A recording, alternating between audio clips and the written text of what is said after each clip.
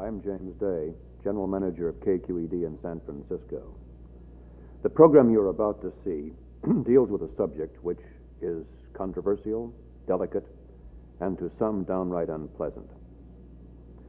In dealing with this subject, we were mindful of the fact that it is surrounded by a good deal of sensationalism and morbidity. We were, however, equally mindful of the fact that a problem, however unpleasant in its proportions and natures, does indeed exist. It is the nature of our social system that the first step in the solution to a problem is a recognition of the problem, a gathering of the facts, and a discussion of these facts. In our convictions about the nature of the problem and its importance, we discussed it with a great many leaders in the field of law, medicine, and religion. We found that they corroborated our conviction about the problem and felt as we did that it needed to be discussed. Many of these people you will meet in the minutes which follow. One of them, the Chief Legal Officer of the State of California, has written us a letter which I would like to read to you. He says the problem of homosexuality is age-old. In ancient Greece and Rome, this condition was apparently accepted as a way of life. In this country, the opposite is true. In fact, it is hard to find any subject about which the feelings of society are as strong. With all the revulsion that some people feel toward homosexuality, it cannot be dismissed by simply ignoring its presence. It is a subject that deserves discussion. We might just as well refuse to discuss alcoholism or narcotics addiction as to refuse to discuss this subject. It cannot be swept under the rug. It will not just go away by itself. And quite possibly, an objective discussion of this condition might lead to a broader understanding of the subject. This program attempts to explore the problem of homosexuality, to cast light into an area in which the shadows have long been deep. The letter is signed Stanley Mosk, Attorney General, State of California.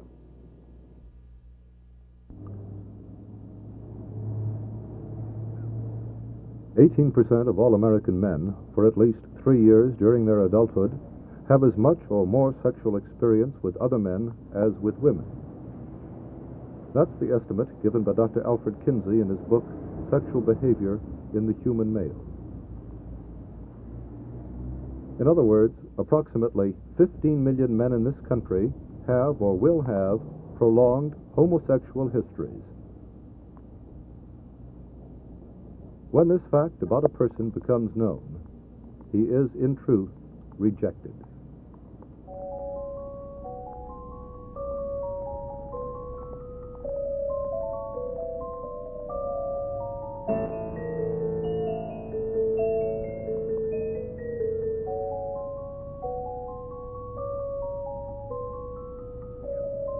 This is a program about homosexuality.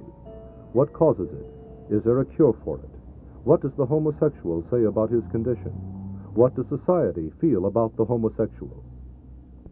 To answer these questions, here is Dr. Margaret Mead, world-famous anthropologist and Associate Curator of the American Museum of Natural History in New York. Homosexuality is not only found in great civilizations like the civilization of the United States, but it is found among peoples at every level of culture, among very simple people in the Arctic, out on South Sea Islands, and among the brave, warrior-like tribes of the American Indians.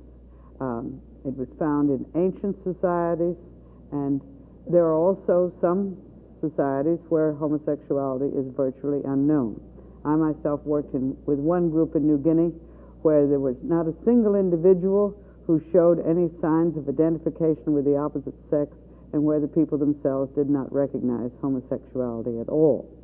But when we look the whole world over, both in terms of anthropological studies of primitive people and historically, it seems very clear that whether or not homosexuality occurs to any extent is entirely a matter of culture. Now, of course, there are certain biological cues that culture acts on.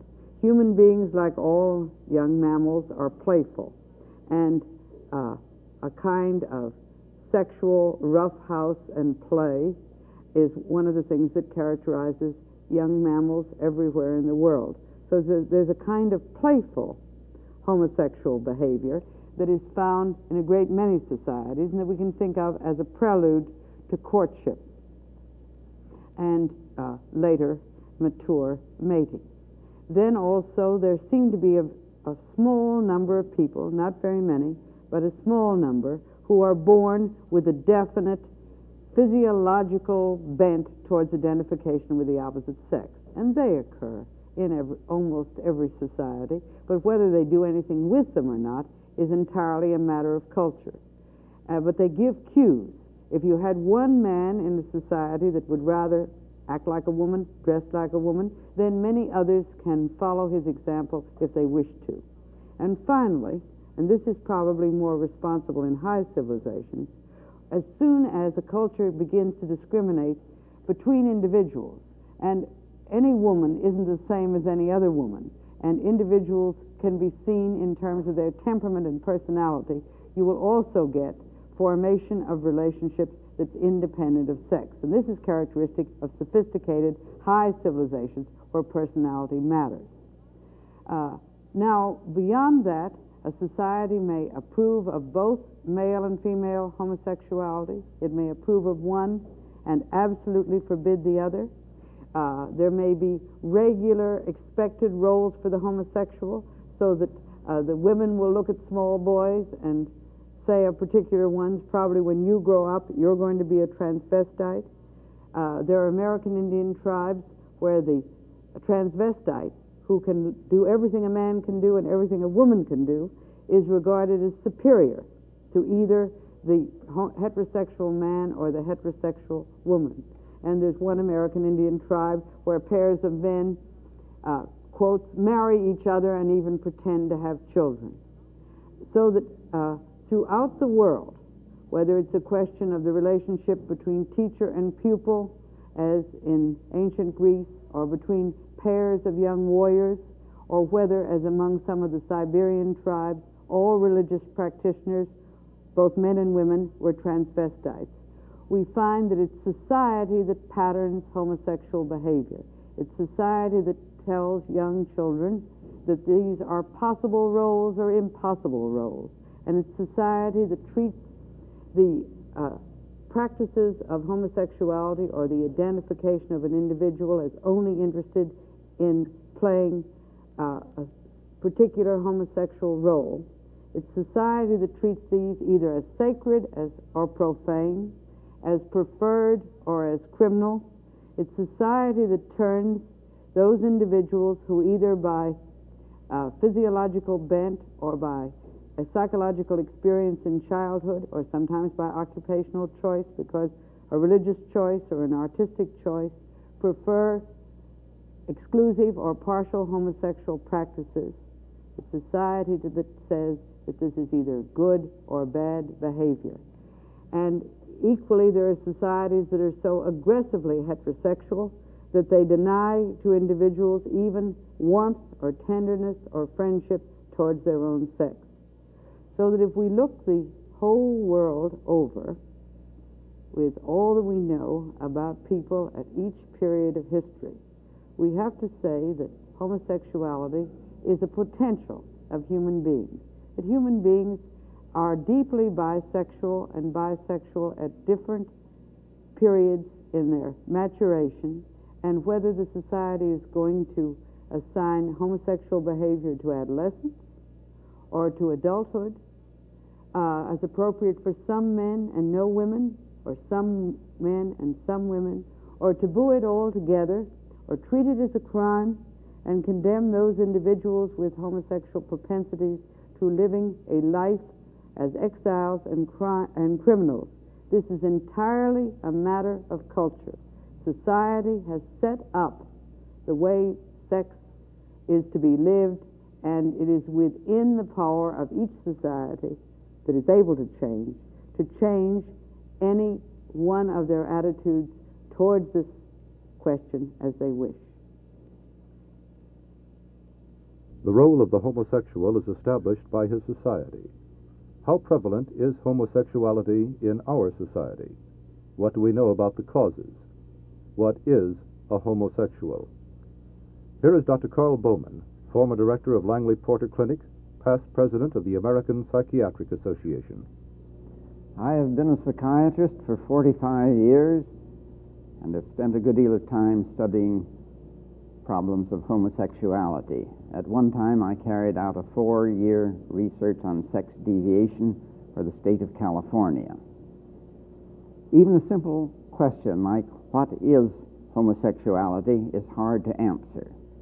If we take only persons convicted of homosexual crimes, we get a very inadequate idea of the whole problem. From the standpoint of overt behavior, Professor Kinsey's classification, which divides individuals up into 7 different groups, is very interesting. Here, number 6, we have the complete homosexual, the individual who is interested only in homosexuality and not in heterosexuality. Here, number 3, we have the individual who is 50-50, half homosexual, half heterosexual. Here, at 0, we have the individual who has no interest in homosexuality and is completely heterosexual. There's a great difference between these different individuals, between the individual who is completely homosexual and the other individual who perhaps is predominantly heterosexual, as in 1 and 2, but occasionally homosexual. We also find that there's a group of homosexual prostitutes who usually have no real heterosexual drive, but who, like heterosexual prostitutes, usually get no satisfaction from such experiences, but do it solely for the money. Then we have individuals with homosexual tendencies who have never had any overt homosexual experiences. These can be divided into 2 groups. One group consists of individuals who have conscious homosexual drive and who are attracted sexually by members of their own sex, but not by individuals of the opposite sex. In other words, they control their behavior to conform to conventional standards, just as there are many women who are attracted sexually by members of the opposite sex, but who remain virgins. Then, finally, we have individuals whose homosexual tendencies are represented in the unconscious and the repressed or unconscious homosexual. The psychiatrist on study may find that the individual's unconscious homosexual desires are affecting his behavior and his emotional life, but that at a conscious level, the individual considers himself heterosexual and would be much upset if anyone claimed that he was a homosexual. Therefore, when we are discussing the problem of homosexuality, we must not fall into the error of assuming that all the individuals so labeled are exactly alike. Generalizations become more difficult. In discussing the problem, people generally think of the group we refer to as the overt homosexuals. Society is interested in the overt homosexual who leads a fairly active homosexual life and who may be responsible for initiating others into homosexual activities. The latent homosexuality is ordinarily no legal or sociological problem, although his latent homosexuality may result in neurotic behavior, which brings him to the psychiatrist. Returning to the overt homosexual, we find that Professor Kinsey has some very interesting statistics as to the prevalence of homosexuality, although he himself stated that he did not have a random selection of the total population. According to Professor Kinsey's studies, 4% of all adult males are completely homosexual and have only homosexual activity. 18% are more homosexual than heterosexual in their experiences after adolescence. And finally, 37% have had at least one homosexual experience leading to orgasm after adolescence. This gives us some idea of the magnitude of the problem if we realize that 1 man out of 6 is more homosexual than heterosexual. Is it possible to diagnose a homosexual simply by seeing him and talking with him for a few minutes? Many homosexuals claim that they can do this, and psychiatrists who've worked a great deal with homosexuals can undoubtedly spot a majority of them. On the other hand, the average individual would fall down very badly in attempting to do this. There is a common idea that the male homosexual is detected by body build, dress, speech, general behavior. It is true that almost anyone can spot a certain group of homosexuals by their tendency to ape feminine dress and feminine manners. The type of haircut, the use of perfume and even lipstick, the excessive amount of jewelry worn, as well as the mannerisms and behavior, may betray such an individual as homosexual to anyone. However, there are plenty of male homosexuals who have broad shoulders, heavy build, who seem to be the epitome of masculinity. It has been claimed by many observers that homosexuality is more frequent among athletes and persons in the military service, the 2 groups that would seem to be the symbols of masculinity. Freud regarded homosexuality as an arrest of sexual development, and homosexuality is one phase through which all individuals pass as a part of the sex development. Many feel that psychological factors are most important in causing homosexuality. They emphasize the early developmental years of the child with his relationships to the father and the mother as having a profound effect on the final pattern of the individual's sexual behavior. Others emphasize the effect of the whole cultural pattern and feel that it may very well affect the incidence of homosexuality, and particularly the amount of overt homosexuality. Time permits only a very brief mention of methods of treatment. In general, treatment is difficult, and particularly so in the group of so-called complete homosexuals. Much will depend upon the individual's attitude and his wishes to be changed. Freud himself was not too optimistic about curing homosexuality. In a letter to a mother who wrote him about her son, he gave this account of his own views. I gather from your letter that your son is a homosexual. I am most impressed by the fact that you do not mention this term yourself in your information about him. May I question you why you avoid it? Homosexuality is assuredly no advantage, but it is nothing to be ashamed of. No vice, no degradation. It cannot be classified as an illness.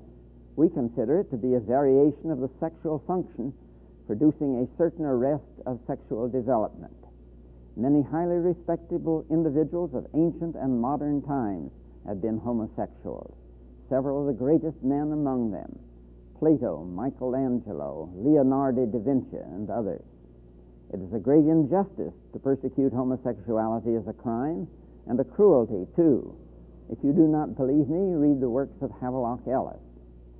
By asking me if I can help, you mean, I suppose, if I can abolish homosexuality and make normal heterosexuality take its place. The answer is, in a general way, we cannot promise to achieve it. In a certain number of cases, we succeed in developing the blighted germs of heterosexual tendencies which are present in every homosexual. It is a question of the quality and the age of the individual. The results of treatment cannot be predicted. What analysis can do for your son runs in a different line. If he is unhappy, neurotic, torn by conflicts, inhibited in his social life, analysis may bring him harmony, peace of mind, full efficiency, whether he remains a homosexual or gets changed. What do other homosexuals think about these so-called queens? What are their feelings about themselves and their place in society? The Mattachine Society has its headquarters in San Francisco and offices in New York, Chicago, Boston, and Denver. Its aim, to help its own members with counsel and legal advice, and to attempt to educate the public on homosexuality. Here are 3 members of the Mattachine Society. Harold Call, President. Don Lucas, Executive Secretary. And Les Fisher. We think the swish, or the queen, represents actually a small minority within the whole homosexual grouping. But to the public, this is the stereotyped view or picture by which all homosexuals are judged, it seems.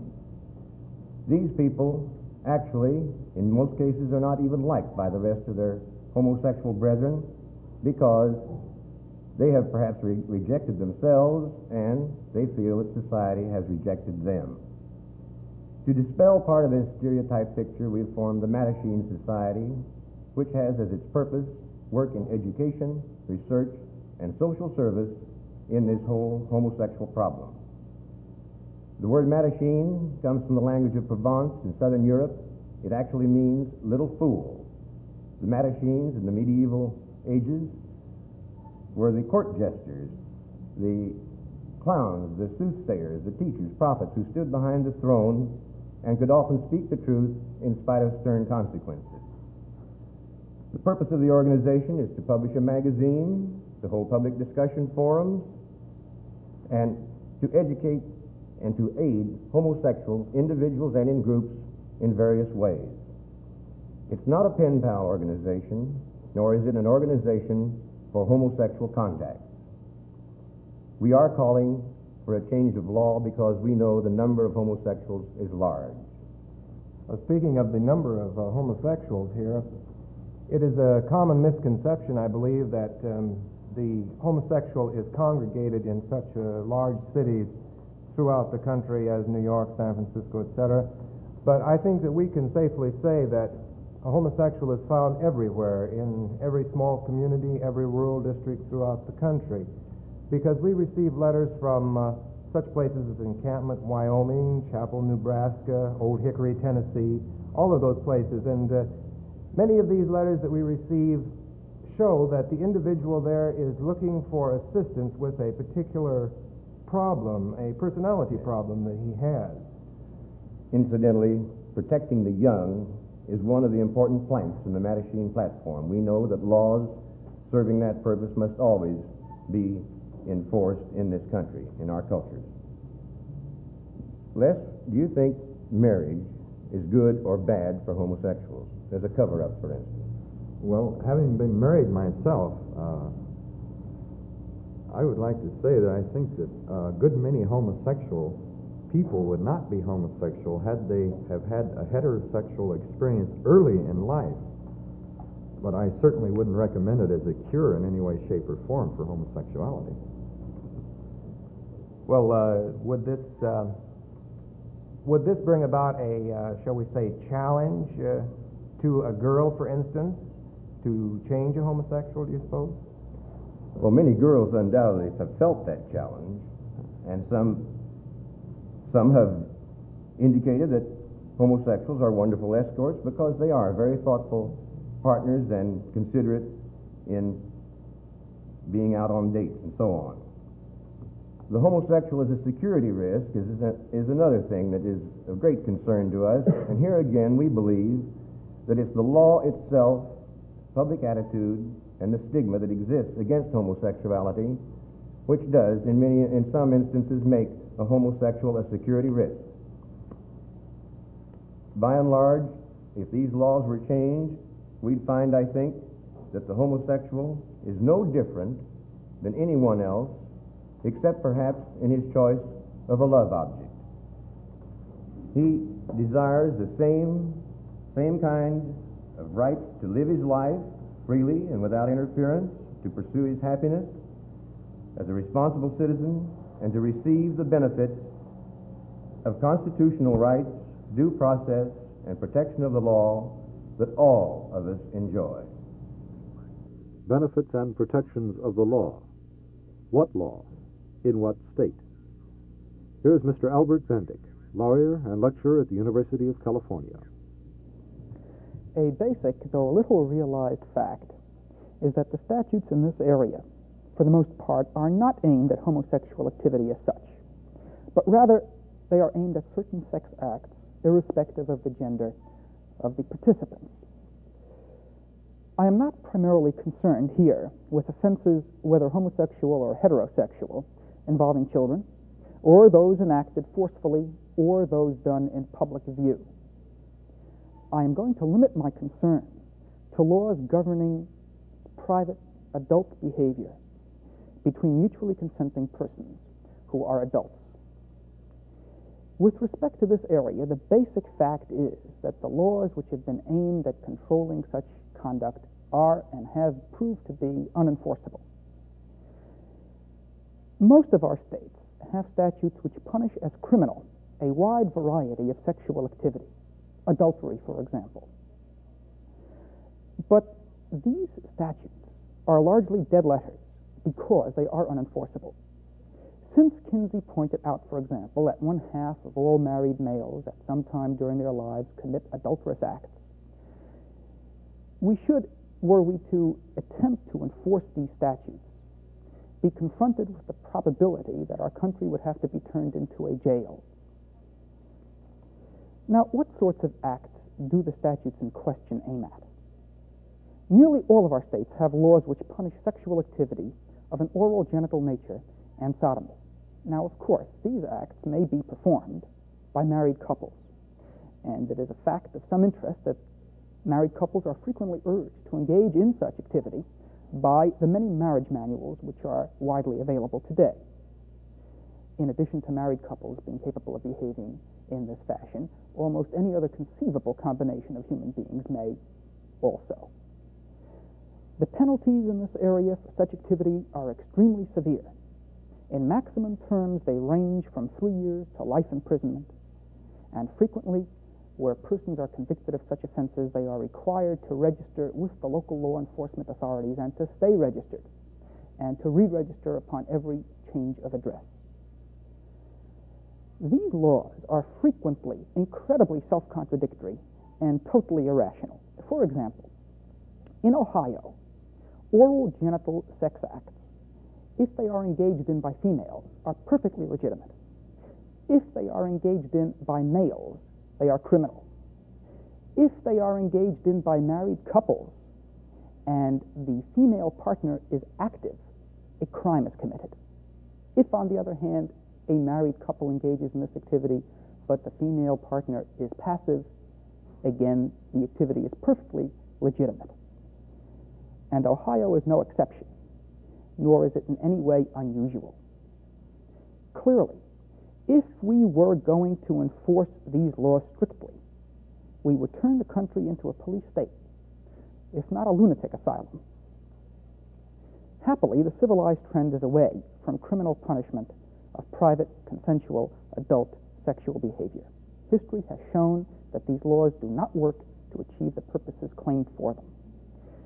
The attitude of a lady at the time of the trial of Oscar Wilde may illustrate the trend which I am attempting to point to here. She was asked what she thought of so-called deviant sexual behavior engaged in by adults.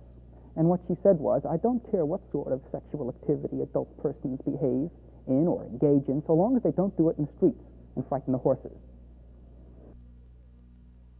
But the laws are on the books. How are they enforced? Can they be enforced? Here is Thomas Lynch, District Attorney of the City and County of San Francisco. As District Attorney, it's my job to uphold the laws of the state of California. As Mr. Bendix said, our laws refer to acts rather than people. You might be interested in knowing what the classifications of sex crimes are. First are the crimes against children. These are probably the easiest to prosecute because usually there is a complaining witness present. Second would be crimes of violence, such as forcible rape. Third would be forcible, unnatural acts. And fourth would be crimes which are specified in the penal code as being against the law because of their very nature. These crimes, such as sodomy, may be done with the full compliance of both parties. They are still illegal. It's probably obvious from the very description of these crimes that prosecution is increasingly difficult with each one. In other words, it's much easier to prosecute a crime against a child or a sex crime of violence than it is to prosecute a crime which is committed privately and willingly. As a matter of fact, the only way that we can prosecute these crimes committed in private is if there is a complaint made by a third person. I would also add that what adults do in private can sometimes have some pretty shocking results for the rest of society. One example would be in the field of public health. Here is Dr. Erwin Braff, Director of the Bureau of Disease Control in San Francisco. The homosexual appears to have an increasingly evident health hazard, venereal disease. This is evident in the reports from large metropolitan areas with good venereal disease control programs. Here in California, San Francisco and Los Angeles show that approximately 75% of males with early infectious syphilis have acquired their infection from other males. The same can be said of other large cities in the country: New York, New Orleans, Kansas City. In other health jurisdictions that perhaps do not have such a high figure, this may be more a reflection of the type of VD control program they have, rather than on any specific differences in the population served. How do we arrive at this 75% figure if the homosexual is supposed to be so secretive? Obviously, he acquired his infection from another person, and by educating him to the importance of control, guaranteeing the confidentiality of the information secured, we're able to elicit his cooperation and get this necessary information. There are probably three other aspects of this that may be worthwhile mentioning. One, the sexually active homosexual in general is probably more promiscuous than his heterosexual counterpart. The greater the risk, obviously, the greater the chance of acquiring a venereal disease.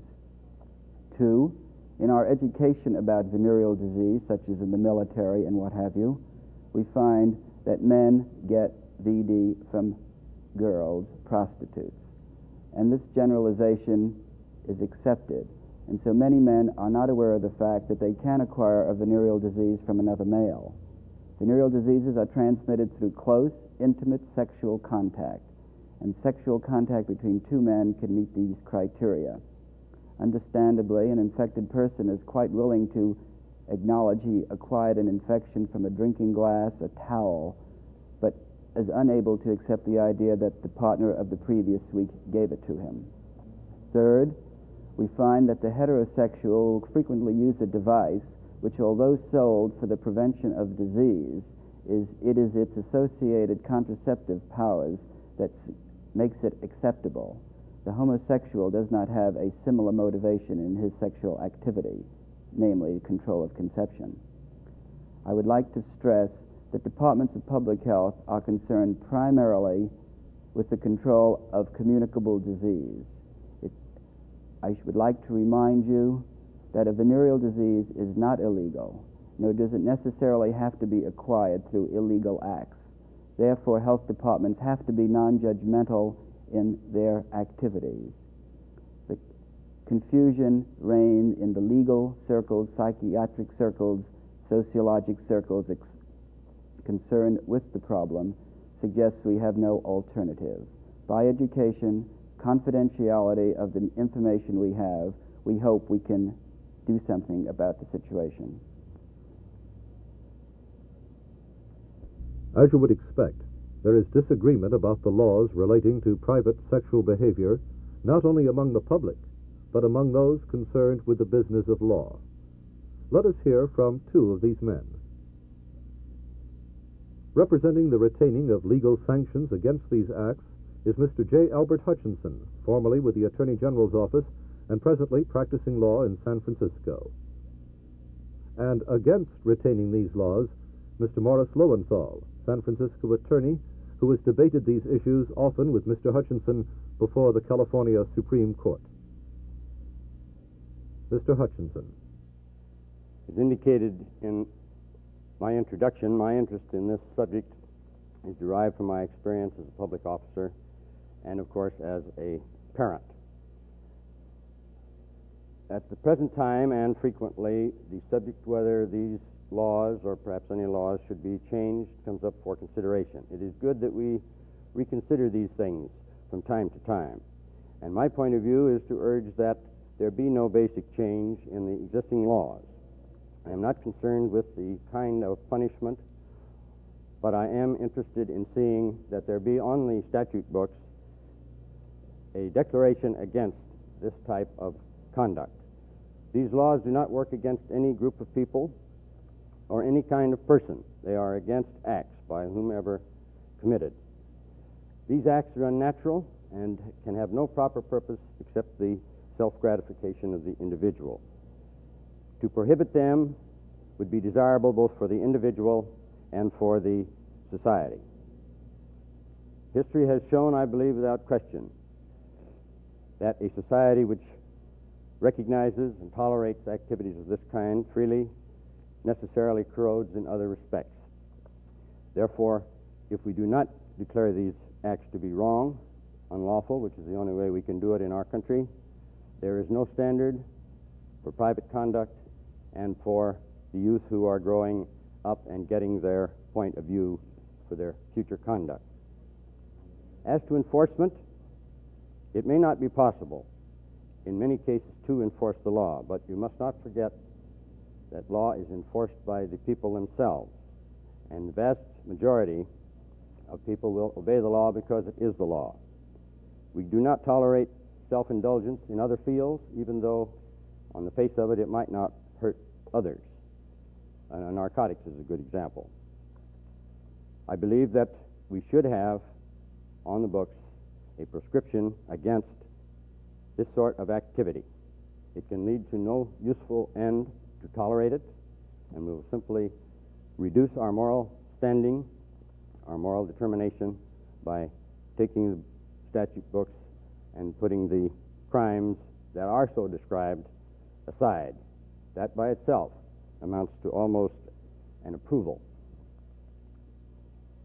The individual, of course, is subject to blackmail, and I think Dr. Braff has pointed out one of the most compelling reasons for prohibiting such acts as far as the individual is concerned. It also has a public aspect, as readily indicated by these statistics.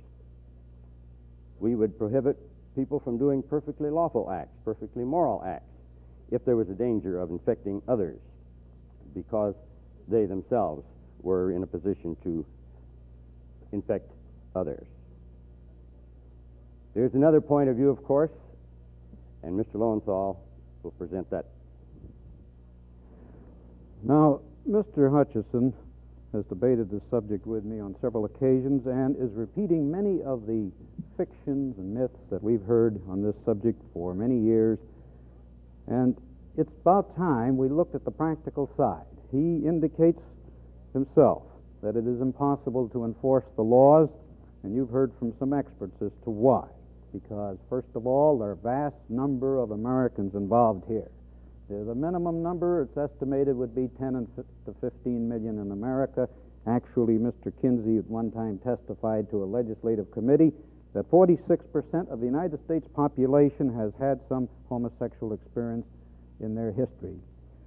In California alone, he indicated there are over 2 million Californian males involved. But Mr. Hutchison said, well, the people enforce the laws. Is that true? Experts in the field say that there are 6 million homosexual acts for every 20 arrests. So we see that the laws are not enforced by the police department, the district attorney, or by the people themselves. Why are the laws in the books? The common law, these were not violations. These laws were adopted later. They were adopted before we had any knowledge of the true facts, facts which have been developed by Dr. Bowman, by Kinsey, by Engel, and others. These laws reflect certain fictions, some of which you've heard a few minutes ago. The assumption, for example, that homosexuality survives by proselytizing, by teachers taking advantage of children, or adults taking advantage of children, or of other adults. But actually, as a study made by a California subcommittee on sex crimes proved only a small percentage of homosexuals, just like heterosexuals, attempt to seduce, assault, or initiate relations with children or with other adults. Now, the fiction that we heard here that homosexuality is biologically unnatural is a very common fiction. Kinsey statistics have exploded it. It's a common phenomenon among animals, and as Kinsey once expressed, neither biologists nor animals were consulted when the laws were drawn. As a matter of fact, all of these studies, most of them within the last 10 years or 15 years, have shown that homosexual conduct is generally harmless to society, that homosexuals are no menace to society, that they do nothing to destroy the social structure or to disrupt the family, and as the legislative committee indicated, they are not anti-sexual individuals. And strangely enough, they've exploded one other myth mentioned earlier. Homosexuality did not cause the demoralization or decay of civilizations. They exist, homosexuals, in every occupation, in every city. Now, it's not a disease, as some people have indicated or suggested, but we have now been called attention to the fact that there's an increase in venereal disease among homosexuals. And Mr. Hutchinson says that proves we should keep the law. It proves the reverse. The law should be removed. Why? Because the increase is due to the fact that many homosexuals hesitate to go to venereal disease centers or to their own physicians. They don't know that information will be kept confidential. Actually, they're discouraged from doing so with the result that venereal disease increases. But when we talk about venereal disease among homosexuals, again, we're talking about a very small percentage of the homosexual population. Government regulation and security programs and the armed services have made second-class citizens of these people, and many fine persons have been dismissed from employment and stigmatized purely on gossip. These are other reasons why the law should be changed. As a deterrent, of course, to crime or violence, it does not exist.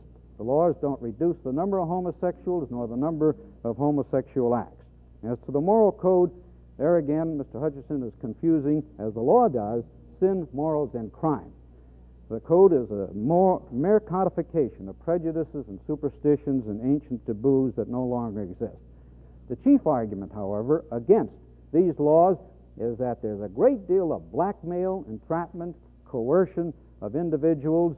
Many people have committed suicide because of being involved through blackmail procedures, and this, in my opinion, is the basic reason why the laws must be removed from the books. There are many doors that are closed to the homosexual. Government work is closed, teaching is closed. In fact, if a man is a proven homosexual, there are very few doors that are open. How about his place of worship? Is he rejected here? Is he, by the very existence of his condition, sinful? Here is Rabbi Alvin Fine of Temple Emmanuel in San Francisco. The problem of homosexuality is one of serious concern, not only for the individuals involved in it, but also for the entire community. It is a problem that bears directly upon the integrity of family life and the moral foundations of our society. It is an extremely complex problem about which we are coming to know more than we used to know, but not nearly as much as we still need to know. Neither for the homosexual, nor for his family, nor for the community has the condition been cured simply by invoking moral condemnation and applying legal prosecution and punishment. Perhaps the best guide or approach to this problem from the religious point of view is summed up in the teaching of Judaism that God does not desire the destruction of the evildoer, but rather the correction of the evil. The present-day social and legal approach to the control of homosexuality is based largely on the moral code of the Bible.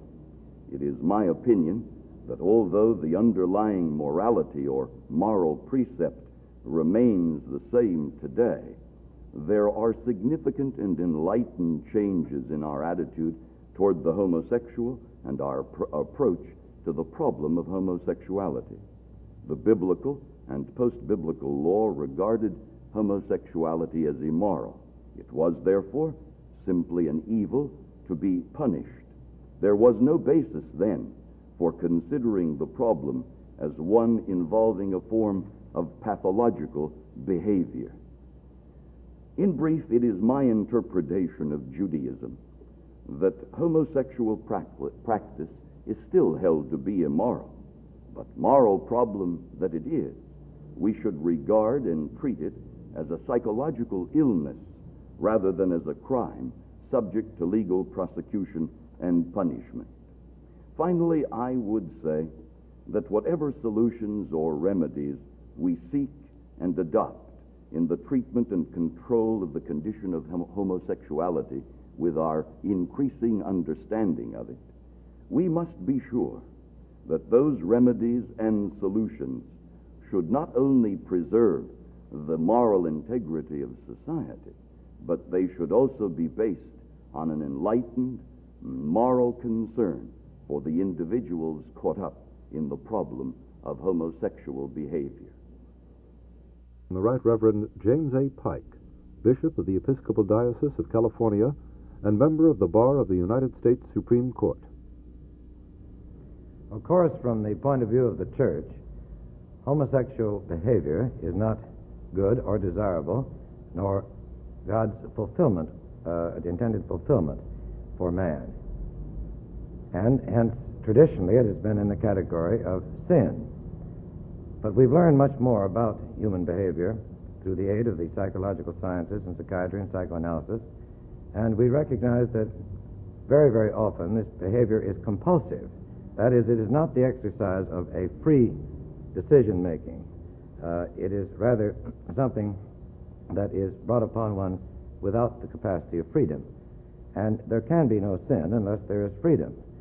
And therefore, we do not judge all persons involved in this type of behavior as sinners, but rather seek to help through pastoral counseling and referral to and collaboration with psychoanalysts and other counselors of this type to help in a change, it may be, by having helped the person see the basic factors which have brought about this deviational situation. This question came up in England in connection with the Wolfenden Report, and our Church of England, through its Archbishop, declared itself in favor of the features of the Wolfenden Report which would remove the criminal aspect of free consenting homosexual behavior between adults. Obviously, any duress or any corruption of young people, that's another thing, but the free consenting act, not because the Church was changing its mind and saying homosexual behavior is an alternate way that's just as good as the heterosexual way, but because we recognize that not all things that are wrong or distortions in personality patterns should be crimes, and that there are negative and dangerous aspects to having certain things as crimes, as in this field, of course, blackmail, police corruption, and so forth. The recognition also of the compulsive character of so many of these instances makes it an inappropriate subject for criminal handling. This does not mean that our concern should be any of the less. It does not mean that we should not seek to learn more and more to help persons in this plight. This is a complicated professional field where the use of the best minds in various professions is called for. The person who is in this situation is like anyone else with an illness and should be cared for as such with love and concern and interest, not casting them aside, not labeling them as evil any more than we would do so these days with the alcoholic who is in a compulsive drinking situation. The essential hope of any counseling pattern, whether pastoral or in collaboration with an analyst, is to free the person so that he can make decisions. At that point, we would hope, under the right influences, he would decide against this way of life. But until he is free so to decide, we can't simply simplify the problem by crying out the word sin. The doctors, the lawyers, and the clergy have all had their say about the social behavior and moral conscience of the homosexual. But perhaps no one has asked the most basic and important question of all. Are homosexuals themselves satisfied with the way they are? From our observation, I think we'd have to say they are not. However, opinion is divided on this issue. Some people, many homosexuals indeed, have known no other orientation, no other way of life. Therefore, they have maybe no basis to make a judgment of whether they are or are not satisfied. However, they are all aware, I think, of the fact that legal and moral sanctions are against them throughout their lives, in their everyday behavior, on the jobs, everywhere. These people, by and large, are unable to know and enjoy the benefits of family and the companionship which results from that. They have feelings of inferiority because of these sanctions against them. They are labeled security risks by our government. They are treated as undesirables in the armed forces and given less than honorable discharges from the armed forces if any trace of homosexual orientation and sometimes even association is discovered. For instance, a few years ago, a large aircraft carrier tied up at a West Coast port. It had a complement of about 3,000 men. And an officer told me that when that ship docked, 300 of them were given less than honorable discharges. Now, I wonder, certainly, you can't say that the homosexual, when he has these sanctions against him, is a person satisfied with his condition. Especially pitiful, perhaps, is the condition of the older, lonely homosexual, the old auntie. If he hasn't established a number of other values in his life during his earlier years, he can often wind up in a very lonely and often dejected situation. In the Mattachine, we are seeking acceptance of the homosexual in society. Whether we approve of his type of conduct or not, the fact is he is in our midst and in large numbers. We hope that by acceptance he may be spared much of the derision that society now points toward him, and that he may thereby be able to assume his full and equal place as a human being in the community. Why did you come to see me? Well, I guess to cure it. I want to be like everybody else and not lead this double life. It's no fun to have a job and always worry whether someone is going to find out that I'm a homosexual. What do you think I can do for you? I don't know. I don't know whether anything can be done. I've tried dating girls and it doesn't work. There's no interest. Well, I suppose it'd be the same if you dated a boy.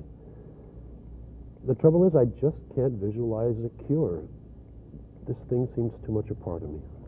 How long has it seemed this way to you? You wouldn't be able to tell that the person you have heard is a homosexual. His parents don't know it. His neighbors don't know it. His fellow workers don't know it. There is one question left, and for parents, it will be the most important one. Actually, it is a double question. What can a parent do to prevent his child from becoming a homosexual? And what should a parent do once it is obvious that his child is a homosexual? Again, Dr. Carl Bowman. It is possible that homosexuality comes about from a number of different causes or combination of causes, and that it is not necessarily produced by the same factors in every individual. With our lack of knowledge and the many different opinions held as to the causes of homosexuality, it is obvious that we cannot come forth with some universal method of treatment or of prevention. Most of us feel that it is important for the male child to have a desirable type of father figure with which to identify, and for the girl to have a suitable mother figure. Children are all curious. Frustrating their desire for knowledge often results in their attaching greater emotional significance to such a subject. Boys at adolescence are particularly curious and inclined to experiment. The mere fact that an adolescent boy has indulged in a few homosexual experiences does not mean that he will develop into a homosexual and that he will not end up with a normal heterosexual life. For this reason, parents should be tolerant and understanding about his adolescent struggle to work with his many emotional problems. If parents are disturbed about apparent homosexual tendencies on the part of the child, it is appropriate to consult a psychiatrist, but this should not be done in a way to upset or disturb the child and perhaps cause still more emotional conflict. In treatment, we would, of course, like to turn all homosexuals into complete heterosexuals. This is usually not possible. We may be able to help the individual control his behavior, even if we cannot alter his homosexual tendencies. As Freud has said, we may be able to help him live with his problem in a way that will not cause him too much emotional disturbance and which will prevent his getting into difficulties with others. The attitude of parents and friends will be most important in determining whether a reasonable solution can be worked out. If one male out of 6 is more homosexual than heterosexual in his overt behavior, and if we add those with repressed homosexual tendencies, the number of homosexuals will be much greater than this. It is clear, therefore, that this is a large problem and that we are going to have to live with it. The attitude of some people is to try to treat it in an entirely punitive way, with the idea that the more severe the punishment and disgrace, the less likely that this condition will occur, at least as far as overt behavior is concerned. It is interesting to note, however, that many countries and cultures have no taboos against homosexuality, and that even in Europe, the only places where one finds ordinary homosexuality a crime is in communist Europe, West Germany, and Great Britain. We have no evidence that there is less homosexuality in the countries that have the most restrictive laws.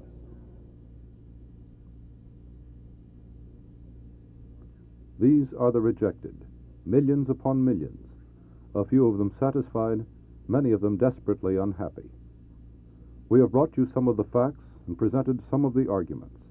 Perhaps with more facts and more argument will come the beginnings of understanding.